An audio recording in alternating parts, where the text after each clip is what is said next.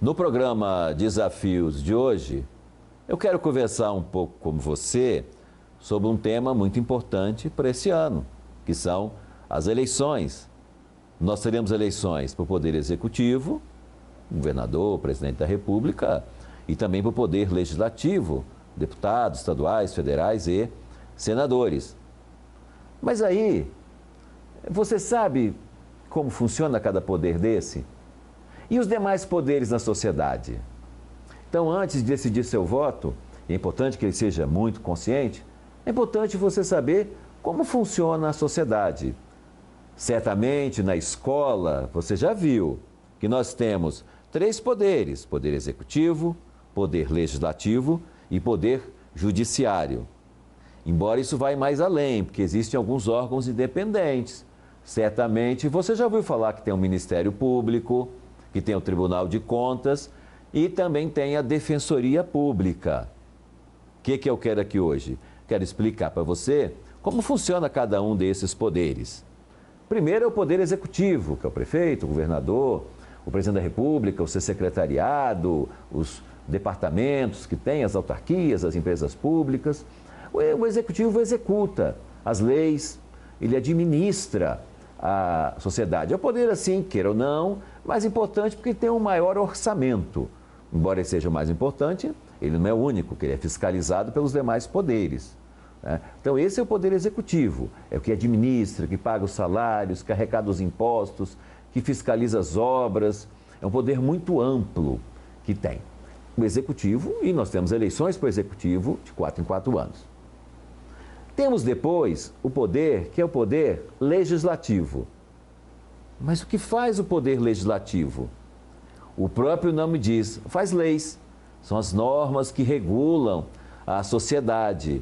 Pode ser uma lei municipal, e vai ser o vereador, uma lei estadual, o deputado estadual que está na Assembleia Legislativa, e as leis federais que estão feitas pelo Congresso Nacional, formado pela Câmara dos Deputados e pelo Senado Federal. Mas o legislativo também, ele não só faz leis, que são importantes, é claro, mas tem outras funções. Quais são? Especialmente a função de fiscalizar.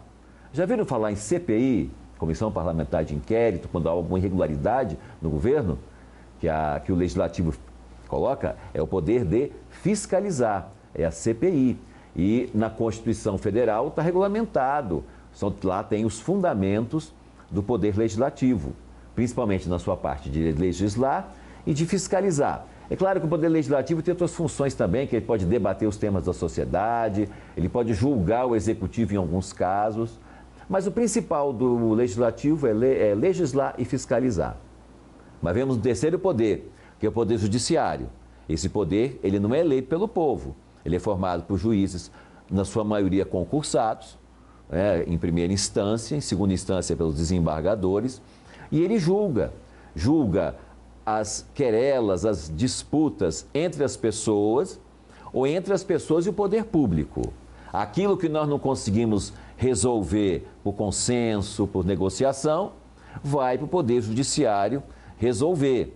E o Judiciário, ele tem uma diferença em relação aos outros poderes, que ele funciona por instâncias. Então, se você perde uma ação na primeira instância, que é o juiz, lá, você pode recorrer à segunda instância, que é o Tribunal de Justiça. Isso no caso da Justiça Comum.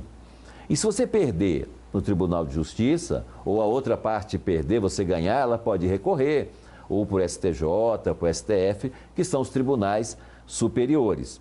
Estou falando isso de maneira muito simplificada. Aqui caberia todo um programa para explicar o que faz a Justiça do Trabalho, a Justiça Eleitoral, né? Na Justiça Eleitoral, inclusive, que interessa a gente nessas eleições, nós temos no município o Juiz Eleitoral, no Estado, o Tribunal Regional Eleitoral e em Brasília, o Tribunal Superior Eleitoral. Basicamente, esses são os 3 poderes, mas nós temos órgãos independentes. Temos o Ministério Público, que ele representa a sociedade nas questões judiciais. Então, quando tem uma questão judicial, que o Poder Judiciário tem uma questão que eu esqueci de falar aqui, que é importante. O Poder Judiciário, ele não age por conta própria, por regra geral, ele tem que ser provocado. Ou por um advogado particular, que vai provocar o início de uma causa, Ou quando a causa é pública, é o Ministério Público, em defesa da sociedade, que vai acionar. Então, esse é o papel do Ministério Público, é importante no combate à corrupção, no combate à discriminação. No processo penal, quem aciona e quem acusa é o Ministério Público, porque quando alguém comete um crime, não é só a vítima que tem interesse na punição do criminoso, a sociedade como um todo tem interesse. Esse é o papel do Ministério Público. E por último, tem uma coisa chamada Defensoria Pública, que interessa as pessoas mais simples, mais pobres. E qual seria a diferença de Ministério Público para Defensoria Pública? São muito parecidos, os dois defendem a sociedade. Mas o Ministério Público defende a sociedade em causas públicas.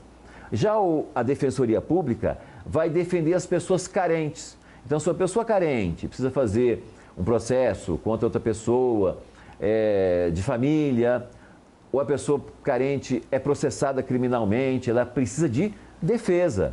Ela não tem condição de pagar um advogado, para isso, então, que tem a Defensoria Pública. Então, aqui eu dei para vocês um retrospecto dos 3 poderes e mais os órgãos independentes. Nas eleições, nós elegemos o Poder Executivo e o Poder Legislativo. Mas os outros poderes, que por regra as pessoas chegam pela via do concurso público, eles ajudam a controlar todo o sistema. Porque quem é eleito não tem o poder soberano. Ele vai ser controlado, seja pelo Legislativo, seja pelo Judiciário. O Ministério Público também tem um papel de controle. Mas o nosso papel esse ano é escolher bem os candidatos nas eleições, os candidatos que sejam coerentes, que falem principalmente a verdade. Isso cada um tem assim o seu poder de escolha, mas sabendo, e isso é importante, sabendo a função de cada poder. Quem é candidato ao Executivo tem que se propor a propostas para o Executivo e do Legislativo também. E sabendo que todos os outros poderes podem fiscalizá-lo.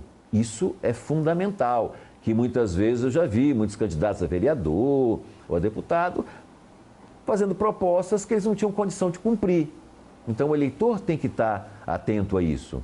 E tem que estar atento também depois que a pessoa é eleita.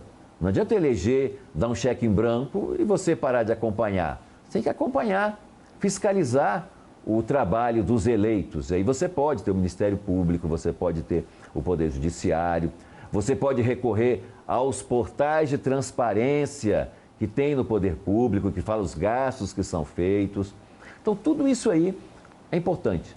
Então, para você, eleitor, a minha mensagem final é que você escolha bem os seus candidatos e conheça como funciona a sociedade, os poderes, porque aí dificilmente você será enganado.